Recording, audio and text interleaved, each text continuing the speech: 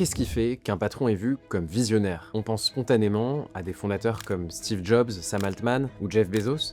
Mais regardez cette image, elle est assez rare. Les 3 patrons de Microsoft, 3 époques et un intervieweur, l'IA copilote. De notre point de vue, Satya Nadella, l'actuel patron de Microsoft, pourrait bien devenir un leader visionnaire, pour 3 raisons. D'abord, parce qu'un visionnaire voit le monde différemment. Satya Nadella a très tôt misé sur l'émergence de l'IA, alors qu'Apple semble aujourd'hui plutôt en mauvaise passe sur le sujet. Un récit qu'il a imposé dès son arrivée en 2014, tout en se plaçant dans la lignée de ses prédécesseurs. Ensuite, parce qu'un patron visionnaire aide les autres à comprendre cette vision. Pour ce faire, il a écrit un livre, Hit Refresh. Il raconte la culture qu'il veut insuffler dans l'entreprise et surtout, il mentionne déjà l'IA comme une priorité pour Microsoft. Chaque employé reçoit une édition spéciale du livre avec des passages surlignés, des annotations et plein de clins d'œil geek, c'est très efficace. Enfin, parce qu'un leader visionnaire fait advenir cette vision. L'explosion des IA génératives lui a donné raison, et si tout le monde parlait d'IA depuis des années, tous n'ont pas investi ce champ autant que Satya Nadella. Auprès des investisseurs, forcément, ça convainc. Le leader visionnaire d'aujourd'hui n'est donc pas forcément un fondateur, il peut aussi être un réinventeur. On raconte des dizaines d'autres histoires de stratégies de communication dans notre livre,